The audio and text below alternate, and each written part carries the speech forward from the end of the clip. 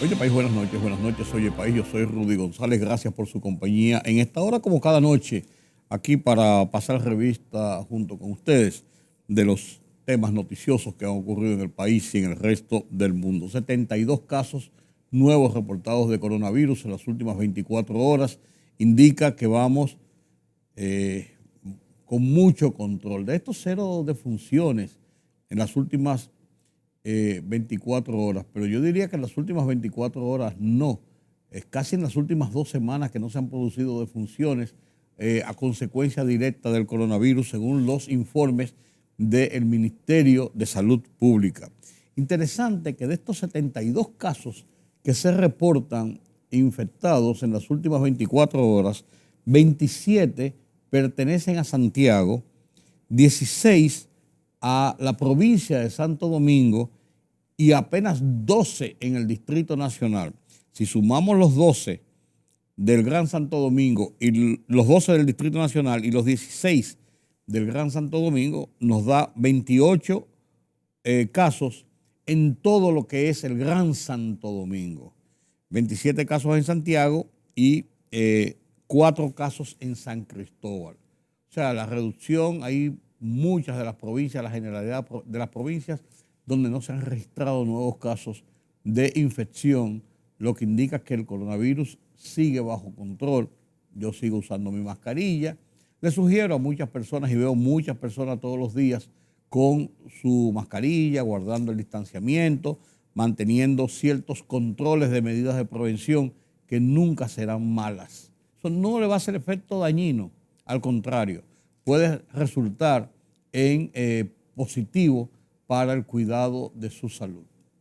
Yo lo hago, no quiero que nadie lo haga o no lo haga, yo doy mi ejemplo y gracias a Dios no he tenido ningún perjuicio con esto.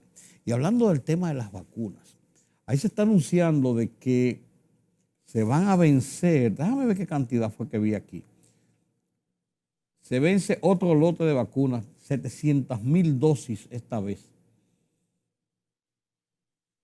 No, se van a vencer 354,240 para sumar 708,408 que se han vencido. Y mientras esto ocurre, la gente ha bajado la guardia con vacunarse. La tenía cuando estaba en pleno apogeo el coronavirus y ahora con mucho más razón no lo quieren hacer.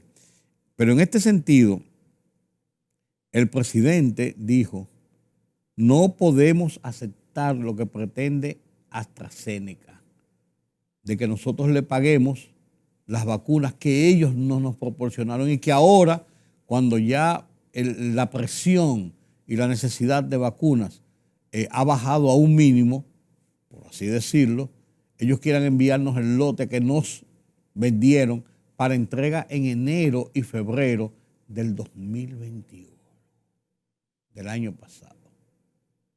Y así consecutivamente, ellos no tenían la vacuna, ellos por acciones de gobierno decidieron sectorizar a quienes se le entregaban. La República Dominicana compró 10 millones de dosis de AstraZeneca, de lo cual solamente llegaron a enviar a la República Dominicana 588,397 dosis. En un total hace esto de 40 millones de dólares. Ese primer grupo de AstraZeneca, que fueron las primeras vacunas que llegaron a República Dominicana, una parte donadas y otra parte pagadas por el empresariado privado que se buscó rápidamente el dinero para poder acceder a ese primer lote de vacunas. Con eso se vacunaron los médicos, el personal médico en los hospitales que estaban bregando con los casos ya de coronavirus, militares de servicio en la calle, gente con mucho contacto con el público para tratar de protegerlos lo más que pudieran frente a la embestida del coronavirus.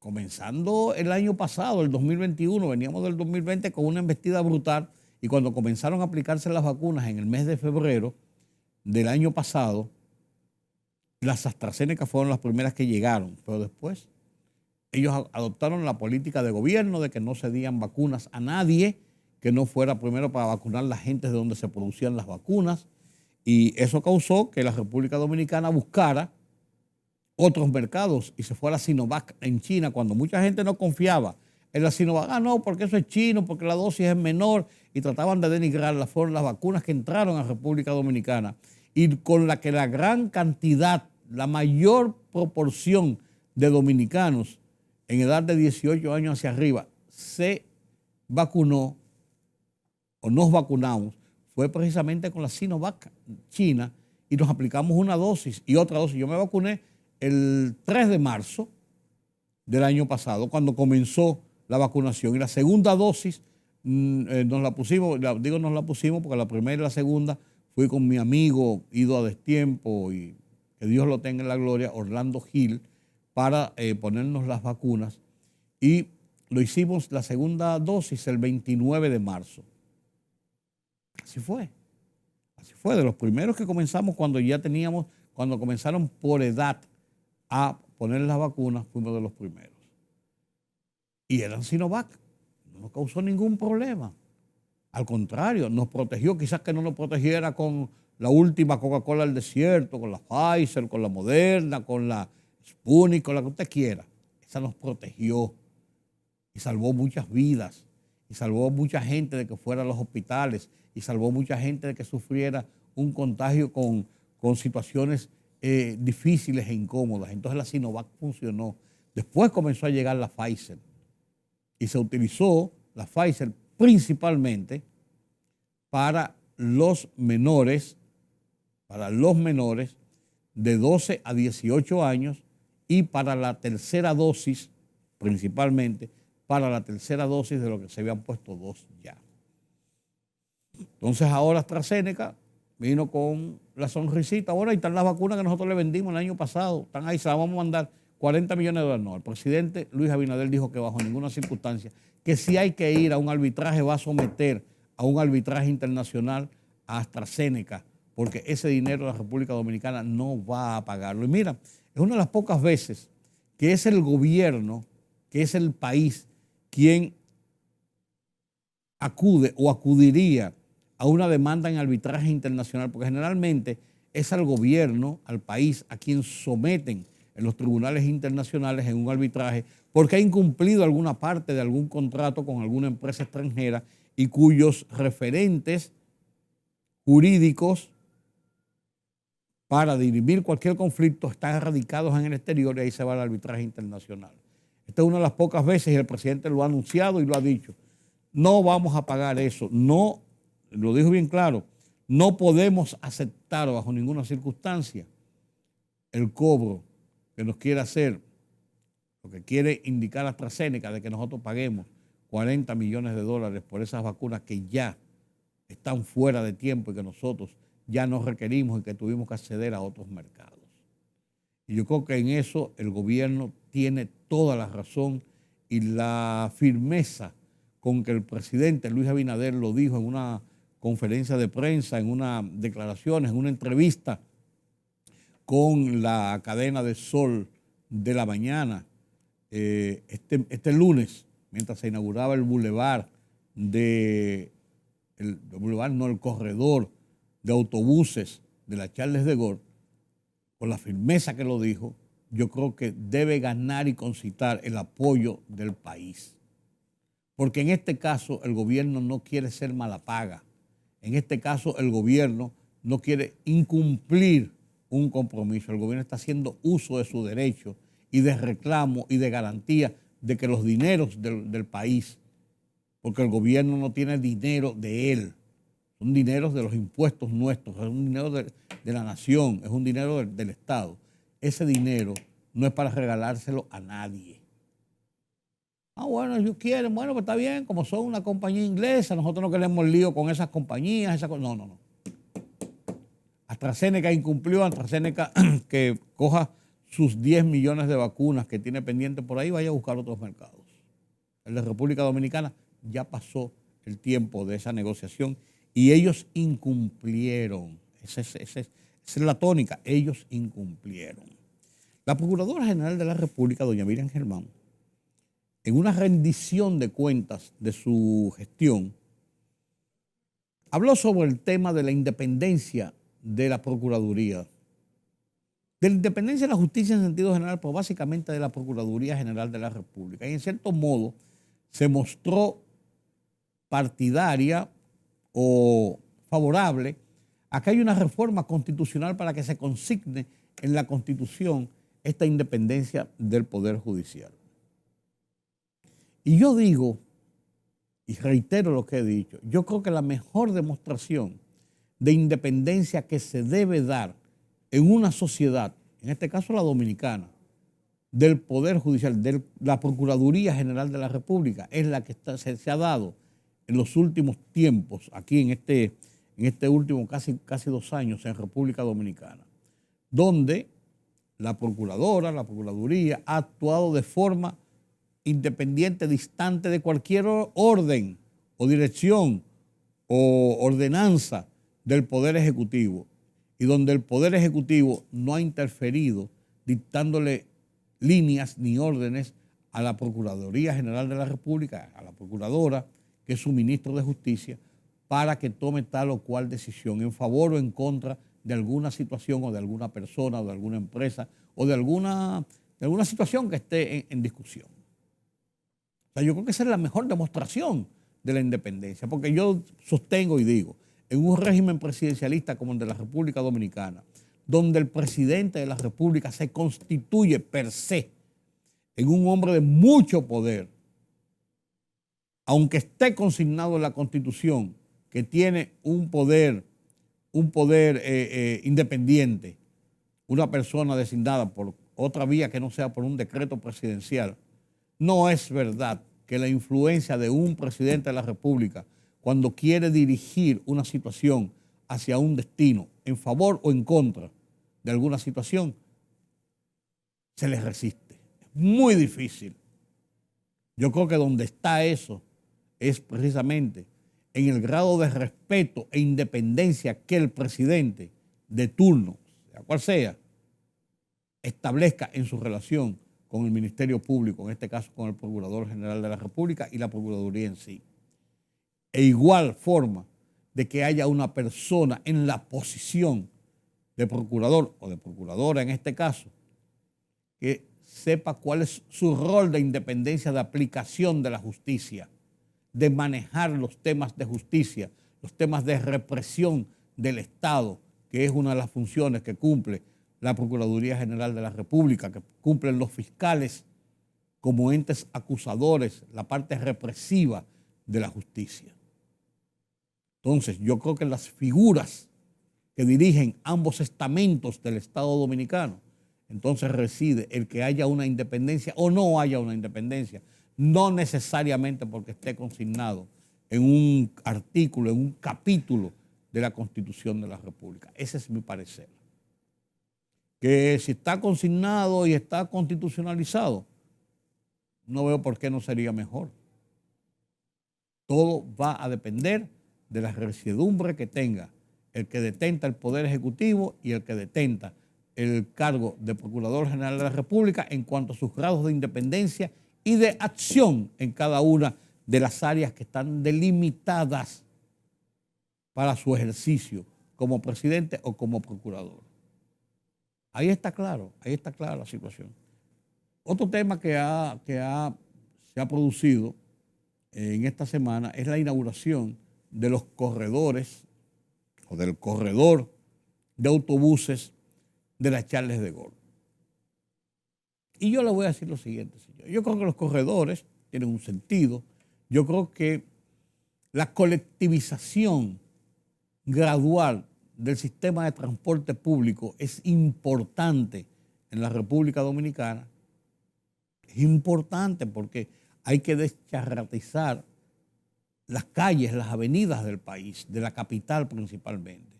No resiste un vehículo más. Sin embargo, el plan se ve muy bien, pero yo todavía tengo mis dudas de que poner en manos de los sindicatos, que no son sindicatos, que son empresas dirigidas por sindicalistas, que ya no son sindicalistas, sino empresarios del transporte, lo que es la función de ese transporte público colectivo, mantiene los riesgos que ha mantenido siempre el estado de relación gobierno, sindicatos del transporte, ciudadanía, toda vez que los sindicatos han adquirido, los choferes de carros públicos, esas confederaciones, esas empresas, han adquirido un poder tal, no ahora, estoy hablando, yo lo he dicho, desde cuando a Balaguer le hicieron la huelga en el 1962, 61, cuando le hicieron la huelga a Balaguer y cuando le hicieron las huelgas después del 66, cuando volvió al poder, los choferes han ido ganando terreno en cuanto al poder en el ejercicio de mantener en circulación o encerrado al país en momentos determinados. Hemos visto muchas veces, los ejemplos están ahí, cuando le da la gana de bloquear una avenida, de cerrar el tránsito, de no transitar, de aumentar los precios del transporte a su antojo, unilateralmente,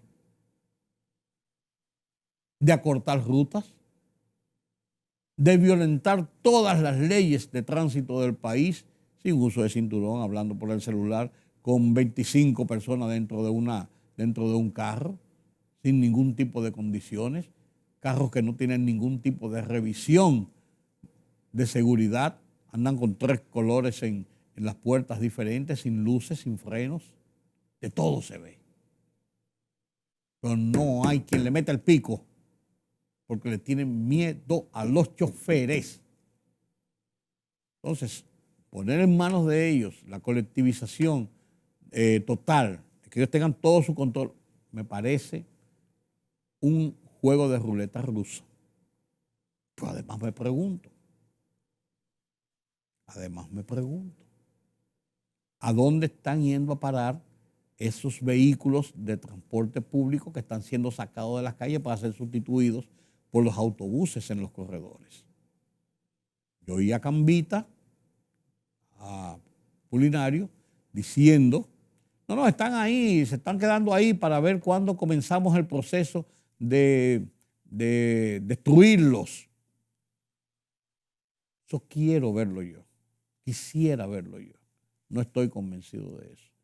Son varias las ocasiones en que se ha hablado de sacar esas chatarras de la calle y ahí vuelven las chatarras. Y ahí siguen las chatarras en las calles, consumiendo combustible, haciendo lo que le da la gana, entorpeciendo el tránsito, violentando todas las reglas mínimas de urbanidad, incluso que se meten por donde quiera, se paran donde le da la gana, hacen lo que le da la gana. Que son padres de familia, sí. Que se están ganando el dinero diario de su subsistencia, sí. Pero ¿por qué no hacerlo con orden, con decencia, con educación? Es lo que uno se pregunta. Entonces, yo tengo mis dudas y lo que pasó con Antonio Marte en el corredor de la Núñez de Cáceres me daba el ejemplo y punto de razón en lo que estoy planteando. Muy bonito el corredor, sacaron los carros públicos del corredor, entraron las guaguas, comenzaron un mes gratis, después que iban a cobrar 25 pesos por transporte, muy bien, se veía muy bien. Antonio Marte dijo un día, no, eso señor, eso no nos alcanza, eso no nos cubre los costos, eso no fue lo que hablamos, a 35 lo subimos. No, que espérate, a 35 o no transportamos, a 35 al pasaje. Y entonces, si ese es el ejemplo que tenemos, la suspicacia, las dudas, el temor de cómo esto va a resultar, tiene merecimiento de lógica. Vamos a ver en qué para la cosa, caballero. Así las cosas, el tema de la carcelita es una de las vergüenzas que se producen en nuestra sociedad que no debía ser. La carcelita, la cárcel esa que está en Mano Guayabo, que es un cuartel de la policía y donde llevan los presos, están metidos en un sótano oscuro, húmedo, frío, sin ningún tipo de condiciones, en las mínimas condiciones. Hace un sitio de aislamiento de tortura. Y eso tiene tiempo operando y se ha denunciado en varias ocasiones. Hubo el Listín Diario que desarrollar una campaña, incluyendo editoriales, en sus publicaciones cotidianas de la semana pasada, diciendo que eso es una aberración, y ahí todo el mundo se dio cuenta, la policía se dio cuenta y mandó una investigación, el defensor del pueblo lo descubrió y cogió para allá a ver lo que pasaba, y todo el mundo que sabía lo que estaba pasando ahí, porque todo el mundo habla del tema, sí, eso es así, y ahí hacen y tornan y viran y macutean y hacen de todo. Una aberración de esa naturaleza en plena capital, en pleno siglo XXI.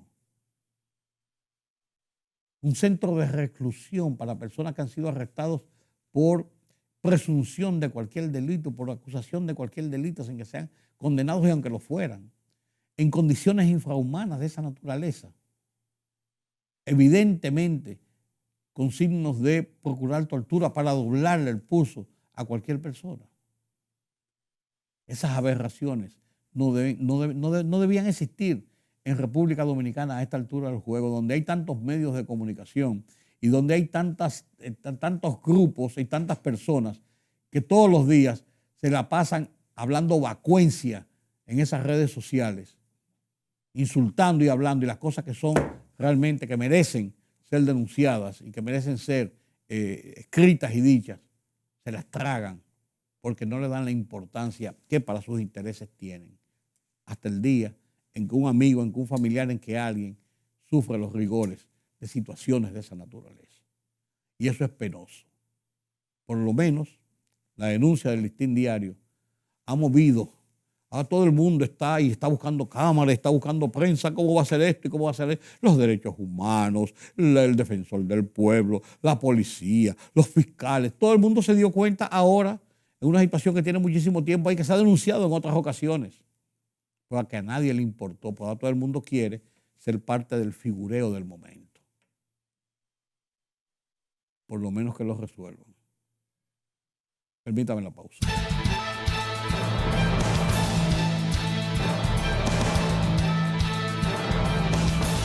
En el país se detectaron otros 72 casos de COVID en 1.813 muestras procesadas de primera vez, colocándose la positividad diaria en 3.97%, informó el Ministerio de Salud Pública al resaltar que no hubo defunciones en las últimas 24 horas. Indicó en el boletín epidemiológico 730 que los contagios activos son 238, mientras que 577.982 están registrados, de los que 573.369 ya se han recuperado y 2.642.457 han sido descartados. El presidente Luis Abinader aseguró ayer que está dispuesto a llevar ante los tribunales internacionales el conflicto entre el gobierno dominicano y la farmacéutica AstraZeneca. Las autoridades se niegan a recibir de golpe las vacunas contratadas con la empresa británica en octubre pasado. Abinader afirmó que el laboratorio no cumplió con los plazos de entrega de las vacunas acordadas en el contrato suscrito con el Estado dominicano y ahora pretende enviarlas en momentos en que miles de dosis se han vencido ante el desinterés de la población en completar su esquema de vacunación. Y el presidente Luis Abinader estará en la ciudad de Santiago este martes y miércoles, donde agotará una amplia agenda con al menos 17 actividades en la ciudad corazón durante estos días.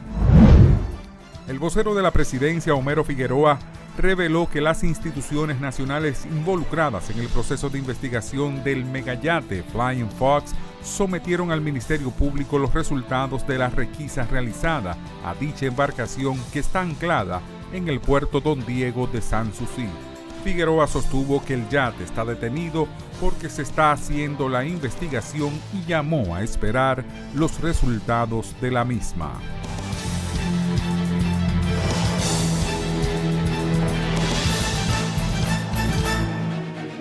El rumbo de la tarde, plural, objetivo, democrático, la verdad siempre. Con tres verdaderos profesionales del periodismo y la comunicación, Georgie Rodríguez, Juan TH y Rudy González. Los Poderosos.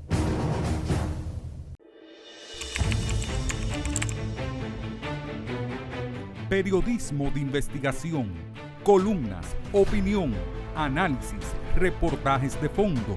Hora por hora, una completa plataforma multimedia. Periodismo con valor. Noticias horaporhora.com.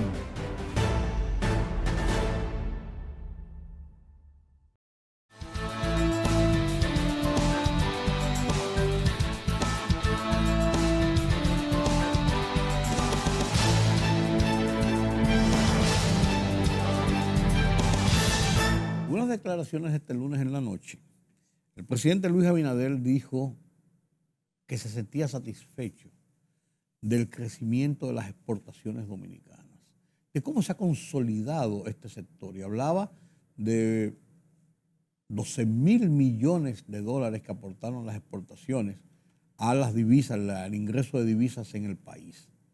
Y de cómo esto se ha diversificado, de cómo se ha consolidado como uno de los puntos trascendentes del desarrollo económico, desarrollo productivo de República Dominicana, y cómo consolida algunos renglones incluso de producción nacional.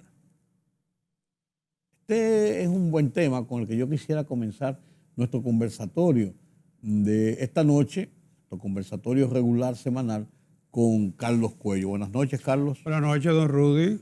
Esas declaraciones del presidente son interesantes. ¿Qué ha estado pasando con las exportaciones? Hemos hablado en varias ocasiones, pero a propósito lo pongo como tema, porque el presidente habló con gran satisfacción y eso es importante en un momento donde la República Dominicana se debate precisamente con las precariedades de la economía y las situaciones. Decir, bueno, tenemos un sector que está aportando, que se consolida, que nos apoya, que apoya al país. Es interesante.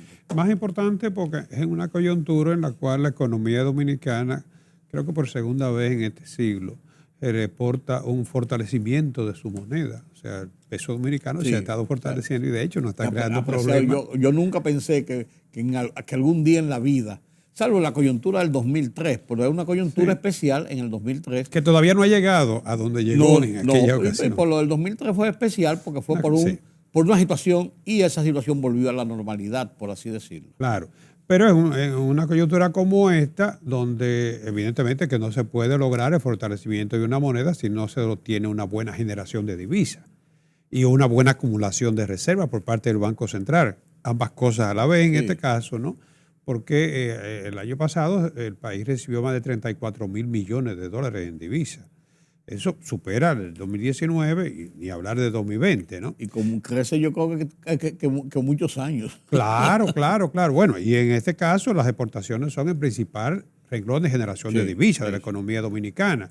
El presidente hablaba de más de 12.000, estamos hablando exactamente de 12.483.3 millones de dólares, con un crecimiento de un 21, más de un 20%, 21.1%, ¿no? Es mucho. Claro, en un año de recuperación. Es cierto que la economía dominicana tuvo una recuperación muy buena, crecimiento de un 12.3%, pero fíjate que las exportaciones crecieron por encima de lo que fue el crecimiento de la economía en general, del Producto Interno Bruto, ¿no? Las zonas francas representan un 60% del total de las exportaciones, y reportaron unas exportaciones por 7.143.3 millones de dólares. O sea, estamos hablando de que la zona franca sola crecieron también a más de un 20%, ¿no? Sí. Y en el caso de la zona franca, aquí cabe destacar un aspecto, y es que antes tú recuerdas que la zona franca eran mayormente de tejido y confecciones. Hoy en día se han diversificado, sobre todo en la parte tecnológica, pero fundamentalmente hay dos nichos que han tenido un sitial especial en materia de crecimiento, que son el de los materiales médicos desechables y el de tabaco y su manufactura. Los dos trascendentes porque el de los productos desechables médicos, en un momento de pandemia y de crisis sanitaria mundial, jugaron un papel trascendente para afianzar un producto. Y el tema de los tabacos también, porque el tabaco ha ido muy en auge pese a las limitaciones y las cosas de los fumadores y todo esto. El tabaco se ha ido consolidando cada vez más y los productos dominicanos se han consolidado mucho. Yo no sabía que Nicaragua era el único país en América Latina que tenía un poquito más de exportación de tabacos ya elaborados a Estados Unidos que República Dominicana. Yo pensaba que República Dominicana era el primero. Bueno, es el mayor exportador de puro para Europa. Sí, pero en Estados Unidos vi unas cifras junto con Nicaragua. Estamos compitiendo ahí. Bueno. Pero lo interesante es que se va consolidando y son dos productos y dos renglones importantes en la venta en el extranjero. Claro, ambos están en zona franca. Sí. Claro. Creo que la verdad es que para tener ventaja exportando, necesariamente el esquema de zona franca es lo único que la garantiza, claro, ¿no? Claro. Pero en el caso de los materiales médicos desechables y productos médicos, ¿no? Las exportaciones son a diferentes mercados. Y tal como tú destacas, y esa es la importancia de la diversificación. Ahora mismo, en la coyuntura de la pandemia, tener ese renglón de exportación nos dio ventaja dentro de una desgracia. Sí, claro. ¿Sí? Nos benefició. Claro, eso es lo que yo no quise decirlo así, pero esa fue la realidad. Sí, como en medio de una crisis, bueno, nosotros sacamos un partido importante. Claro. Fíjate que ese renglón de los productos médicos desechables se estima que responde por el 31,000 empleos de los 180,000 que tiene la zona franca, que por cierto ya se han recuperado los empleos y está por encima del 2019. Casi un 40% o un 40%. 40%. Sí, son 80, sí. O sea que es significativo. Claro. Y en el caso del tabaco, por ejemplo, bueno, los productos médicos desechables, las exportaciones del año pasado fue de unos 1.883 millones de dólares. 1.883 millones de dólares en un solo, en un renglón de diferentes artículos, ¿no? Pero en un sector. En un sector. Y a diferentes mercados, incluyendo China, Hong Kong y Europa y diferentes mercados, ¿no? Entonces, si tomamos ese sector, estaría representando un 26.3% de las exportaciones de zona franca. O sea, más de la cuarta parte de las exportaciones de zona franca son productos material médico desechables, ¿no? El personal que se utiliza para la elaboración de ese tipo de productos es un personal medio, tú ves, no es un personal de confección y zona franca. O sea que se podría hablar aquí también de que hay hasta cierto punto una transferencia de know-how, de conocimiento, de tecnología, ¿no? Y si lo tomamos como parte de las exportaciones, sería el 15% de las exportaciones del país. Productos médicos y material desechable. El 15% de todas las exportaciones del país. O sea, el 26% de la zona franca y el 15% de las exportaciones del país. El caso del tabaco, que también exportó el año pasado 1.047 millones de dólares. Es cierto que el tabaco va en decadencia, es verdad, por la situación de la salud, ¿no? Pero siempre va a haber un nicho. Sí. Y ese nicho va siendo cada vez más ocupado por economías pequeñas para los productores de Estados Unidos, los grandes productores de tabaco. No, ya casi todos han ido evolucionando a otras actividades, Philip Morris, American Tobacco, porque para ellos eso son cifras poco significativas, pero para nosotros sí son importantes. Es mucho. Entonces eso nos garantiza a nosotros un nicho, ¿no? De un mercado que va quizá en decadencia, como puede ser de la máquina de escribir hoy en día, ¿no? Que uno solo quizá pueda estar viviendo de eso, ¿no? Pero un grande no. Entonces, si sumamos los dos, tanto lo que tiene que ver con tabaco, más de 1.000 millones de dólares, y la zona franca y los materiales médicos, que son 1.800. En ambos son 2.000 y tantos millones de dólares. Casi 3.000 millones de dólares. Sí, el 41% de las exportaciones de zona franca y el 23.5% de las exportaciones totales del país. Sí. Yo creo que el país tiene que seguir. Sí, claro, tiene que seguir buscando, primero diversificar su oferta exportable. Y por ese tipo de nichos. Y nichos. Consolidados. Exacto. Pero lo otro es, y esto nos va a favorecer a nosotros también, primero la pandemia, que llevó a pensar, pues no tenemos mascarilla, porque dependemos de China para que nos den la mascarilla, ¿no? Quien nos trae problemas también, entonces nos manda la solución. Y ellos tienen, imagínate, millones de chinos demandando mascarilla.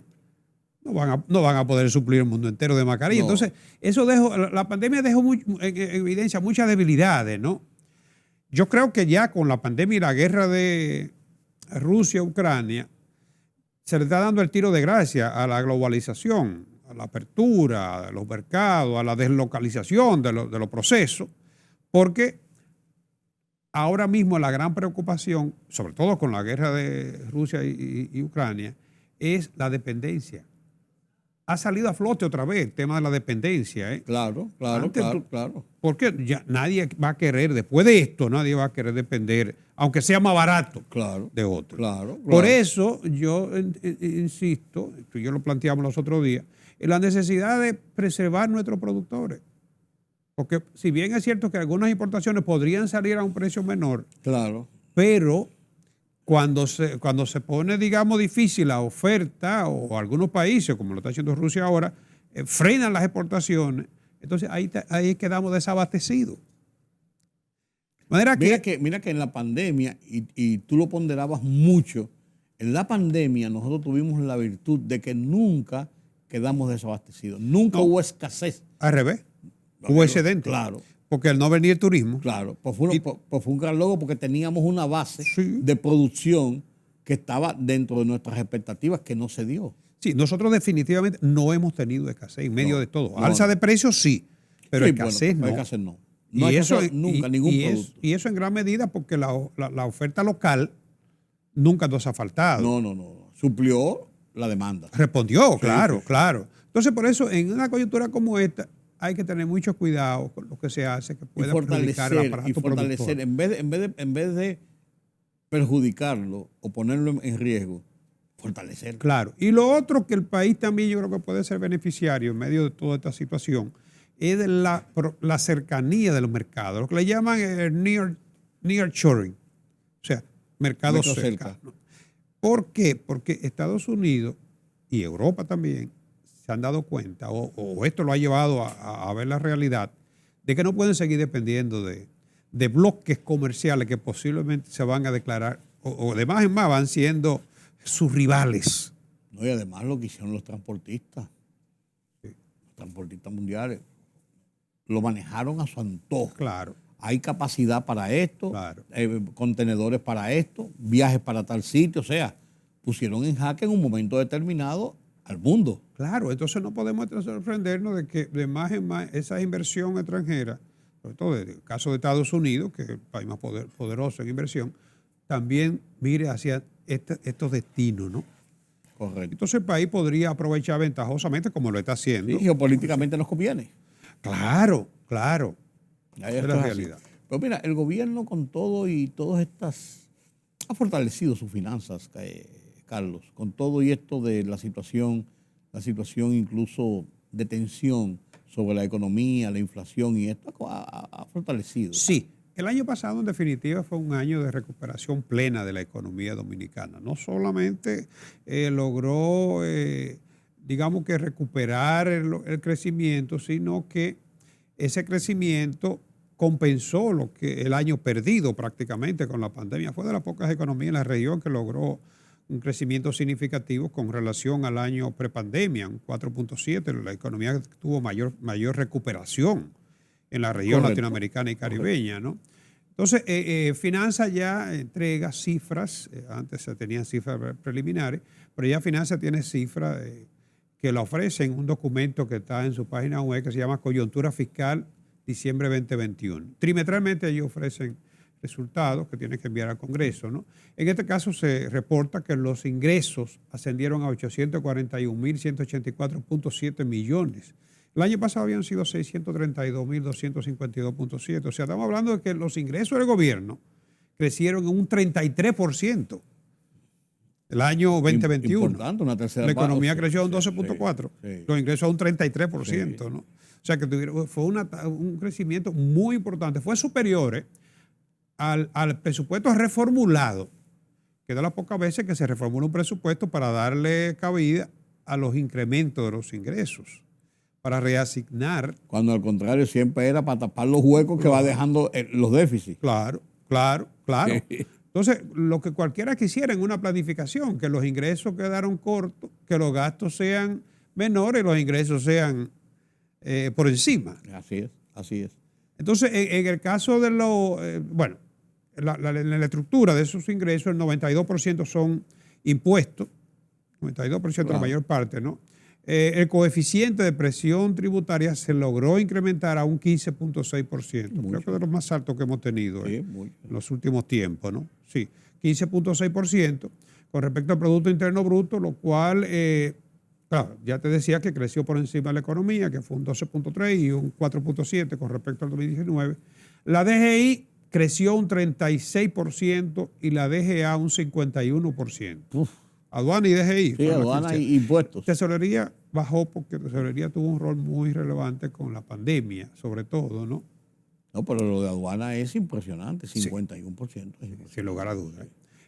Las erogaciones, o lo que son los gastos del gobierno, fueron de 1.632.000 millones de pesos. O sea, las erogaciones fueron mayores y representaron un 18.6% del Producto Interno Bruto. Ahí está la diferencia. Sí. 3% del Producto Interno Bruto. Sí. Que no se ha podido impulsar una reforma fiscal. Sin embargo, estuvo dentro de los parámetros que se habían visualizado para el año. Sí, pero hubo la necesidad de buscar préstamos. No, claro, pero tú, lo que te quiero decir, no se desbordó. No, al contrario. Sí. Al contrario, se logró contener porque los gastos prácticamente no crecieron. El crecimiento de los gastos fue de un 0.3. Sí. O sea, fue prácticamente lo mismo los gastos para el año pasado. Y otro dato importante es que antes de los intereses, o sea, el gasto antes de interés, el gasto primario, como se le llama, fue de 836.622. O sea, los intereses representaron un 16.7% de los ingresos. Bajaron. En promedio era de un 20% de los ingresos que se llevaban los intereses, ¿no? 17 bajó un poco, pero tampoco fue una cosa del otro mundo. Pero un 17%. Hubo una reducción, en el pago de intereses, reestructuración de la deuda, cambio de perfil de la deuda. Todo eso incidió para que los intereses siguen siendo significativos. Para que tengamos una idea, el gobierno gastó en nómina el 23% de sus ingresos y en intereses 16.7%. O sea, siguen siendo muy relevante el costo financiero. Esto yo creo que solamente se puede corregir con una reforma fiscal. Que se le ha ido dando larga. Sí, por el tema político que implica la reforma fiscal. Sí, pero el problema es que también dentro de esas erogaciones del gobierno, tú tienes ahí unos subsidios que ya hemos dicho son pero se está pasando el tiempo clave para impulsar una reforma en cuanto a lo que es el escenario político. Cuando nos metamos en campaña, ahorita es más complicado para un gobierno establecer una reforma que tienda a aumentar impuestos. Y la mayoría de esos impuestos están beneficiando, de esos subsidios están beneficiando a una clase media alta. Sí, claro. Que puede y debe hacer sacrificios. Claro, lo hemos dicho aquí 20.000 veces, claro. Y tiene un sentido hasta, yo no diría patriótico, pero sí de significado social en favor del país. El gobierno logró bastante ahorro, recortando dieta y gastos de representación. Ahí logró ahorro. Sí, el gobierno y los otros sectores. Sí. Aunque aumentó la nómina, pero el promedio de salario del gobierno sigue siendo bajo, ¿no? Bajo, sí. Bueno, yo creo que la finanza pública, el correctivo que demandan es una reforma fiscal. Dudo que se pueda recortar el gasto al nivel de que pueda eliminar este 3% del déficit y nos evite mayor nivel de endeudamiento. Sí. Hay que mejorar los ingresos. Ojalá y logremos otro crecimiento así en los ingresos. Es muy difícil porque la economía va a crecer. Es muy complicado. La economía se estima que podría crecer en un 5 o 6%, pero con la situación de Ucrania ahora, ya vi ahí que el BID dice que América Latina podría crecer este año en apenas un 3%. O sea, le está quitando casi la mitad de lo que crecimiento proyectado. Y es verdad, no va a impactar está impactando todo lo que es la economía, ¿no? Bueno. Mientras tanto, los sindicalistas hablan de eliminación de impuestos por bonificaciones. Los sindicalistas, Carlos. Mira, a veces se piden cosas que suenan bonitas. Bueno, tú y yo hemos hablado de la ADP, de la AFP. devolver los cuartos. Bueno, eso suena bonito. Sí, sí. Y mucha gente se sentiría, Sí. mira, contenta de recibir dinero ahora. Y el significado. Pero no el olvides, resultado. exacto. ¿Cuál es el objetivo de esos recursos, de ese patrimonio acumulado ahí? Las consecuencias. Claro. Entonces, esta es otra de esas peticiones. Bueno, en el mismo caso de que quitar los impuestos a las importaciones, que tuve, ya se quedó parado. Sí. No, bueno, era por 6 meses. Y yo creo que ya llevamos un mes, ¿verdad? De que fue propuesto. Y no ha Casi podido, un mes. Sí, no ha podido posponer. No ha podido arrancar. Y es por 6 meses. O sea que esos 6 meses se van a pasar en la discusión de ese anteproyecto. Pero por lo visto convergen ahí muchos intereses, si bien favorece a alguien o a algunos, pero aparentemente sale más perjudicado. Incluso del mismo sector. Claro. Incluso. Claro. Entonces, en este caso, esa solicitud, yo me detuve a analizar, digo, pero ¿qué sentido tiene? El salario promedio en este país está por debajo de los 30,000 pesos. Creo que anda por los 25,000, ¿no? Si tú lo promedias, el mínimo son 21, pero el promedio del mínimo es como 17,000, casi 18,000, el promedio de salario mínimo, ¿eh? Que muchos son de 12, hay 4 escalas, ¿no? Sí. Entre lo que 11 y pico, 12, hasta el de 20 te da más o menos Creo que 21 es el más alto. Sí, te da un porcentaje de 17. Pero la media de salario anda por debajo de los 30,000. Sí. Y hay una exención para todo trabajador, para todo contribuyente. Hay una exención de los impuestos personales de 416,000 pesos. Eso equivale a 36, 37,000 pesos mensuales. Entonces, ¿quiénes son los que pagan impuestos por bonificación? Son los trabajadores que tienen ingresos de sueldo mínimo, 22,000. Ya tienen exonerada la regalía. Está exenta de impuestos, ¿no? Entonces, esa gente paga impuestos. No tiene que pagar impuestos. De hecho, más de la 2/3 parte de los salarios no paga impuestos. No tiene que pagar. Claro. ¿Por qué? Porque no llegan a los 416,000 pesos anuales, porque es anual que se liquida, ¿no? Claro. Entonces, ¿quiénes son los que pagan este impuesto? Los que reciben salario alto de 80, 100,000 pesos. Si usted quiere ganar mucho, usted paga mucho. Que por demás reciben bonificaciones altas. Claro. En algunos casos millonarias. Claro. Entonces, esa gente tiene que pagar un 25%, porque tributa también, el diferencial tributa en la escala más alta. Usted gana mucho, pague mucho. Entonces, estas son de las peticiones absurdas. Igual que el subsidio a la gasolina, que en última instancia, la colita, ¿no? Lo de más bajo ingreso, es menos del 10% de lo que se beneficia. Sí. ¿Quiénes se están ampliamente beneficiando? Bueno, se dirá que eso, la inflación, es cierto, pero los mayores beneficiarios son los que están llamados a hacer sacrificios, que por demás, déjame decirte, cuando se ponen precios más elevados, eso se corresponde generalmente con una reducción en el consumo del bien. Eso no, tú sabes que los combustibles se han seguido incrementando el consumo en cantidad y en valor, precisamente. Esa podría ser una de las causas. Esa puede ser una causa, claro que sí. Claro. Entonces, en definitiva, hay medidas que parecen que lucen ser muy favorables a los trabajadores y al pueblo.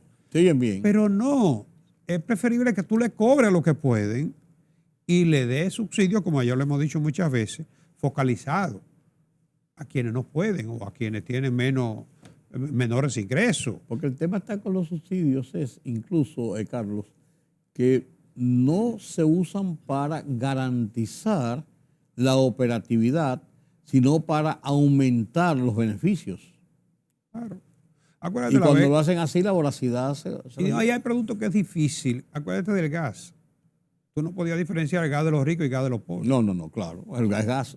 Comenzaron los choferes a ponerle gas a los carros, claro, porque era más barato. Claro. Era más barato porque no estábamos pagando los impuestos. ¿no? Claro. Y después entonces hubo que diseñar un esquema de bonogas, creo, con un control, con una tarjetita. Que por demás sale muy complicado esos controles. Eso te iba a decir, los controles ahí son también complicados. Fíjate el problema que tenemos ahora con las tarjetas, ¿no? O sea, porque esos controles tú tienes que llevarlos uno por uno. Y día a día. Y probablemente de esa persona hay movilidad social, pero no devuelven. No, jamás. Eso no es así. Bueno, Carlos, lo que tenemos que devolver es el tiempo. Así es. Sí, hasta la semana que viene para seguir analizando estos temas de la economía. Yo no sé si la semana que viene, pero le garantizo que el mes que viene sí. Bueno, si usted no quiere venir la semana que viene, vamos a venir el mes que viene, entonces, El mes ya que en el viene. mes de abril, cerca de la Semana Santa, hablando Así de es. eso. Adiós, marzo, cerrando el primer trimestre señor. del año. Sí, señor, parece mentira, pero es una realidad. Sí. Gracias por su compañía en este conversatorio, como cada semana, con Carlos Cuello, analizando la economía de una forma didáctica, de una forma simple, de una forma sencilla, pero en toda la profundidad que lo amerita. Permítame la pausa.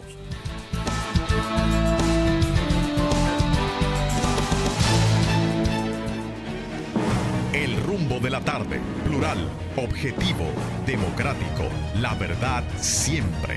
Con tres verdaderos profesionales del periodismo y la comunicación, Georgie Rodríguez, Juan TH y Rudy González. Los poderosos.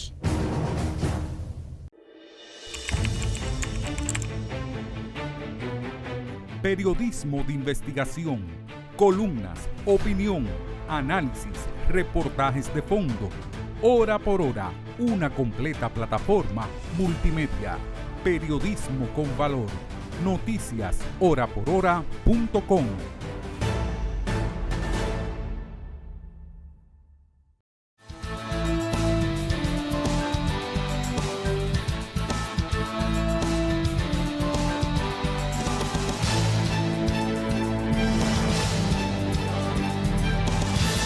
Se habla de negociaciones y acuerdos para lograr un encuentro cara a cara, face to face, entre el presidente de Rusia, Vladimir Putin, y el presidente de Ucrania, el señor Zelensky.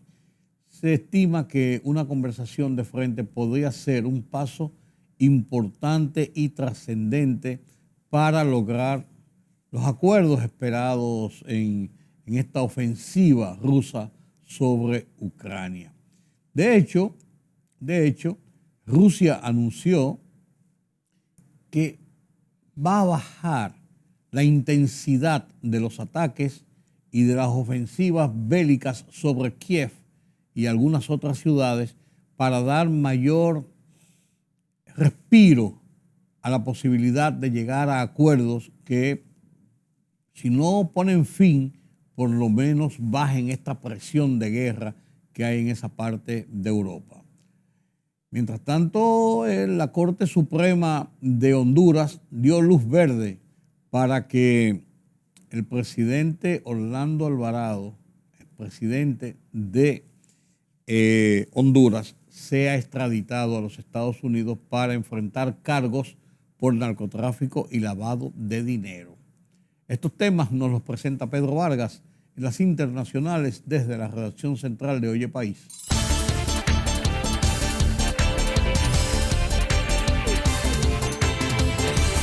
Rusia decidió este martes reducir fundamentalmente sus operaciones cerca de la capital y de otra ciudad importante de Ucrania para aumentar la confianza mutua durante las conversaciones que buscan poner fin a la guerra, informó el viceministro de Defensa de Rusia, Alexander Fomin.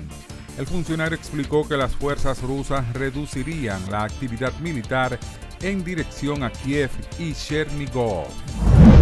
La Corte Suprema de Justicia de Honduras rechazó una apelación presentada por la defensa del expresidente Juan Orlando Hernández para intentar frenar su extradición a Estados Unidos.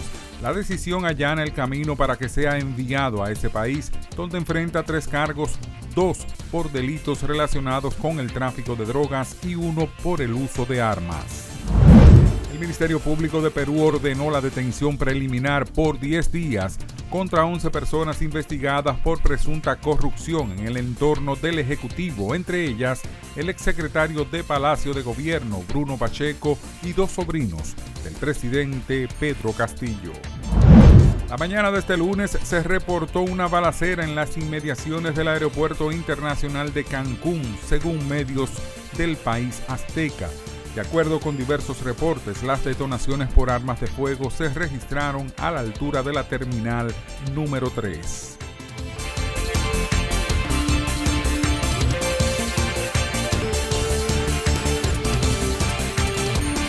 llegamos al final de esta emisión de Oye País. Gracias por su compañía, gracias por acompañarnos en este conversatorio sobre la economía, como cada semana, rico conversatorio con Carlos Cuello. Él nos pidió no venir la semana que viene, sino el próximo mes, así que tenemos una cita con él para el próximo mes y con ustedes para mañana aquí en Color Visión. Yo soy Rudy González, pasen un buen fin de semana, un buen resto de esta noche. ¿Qué fin de semana?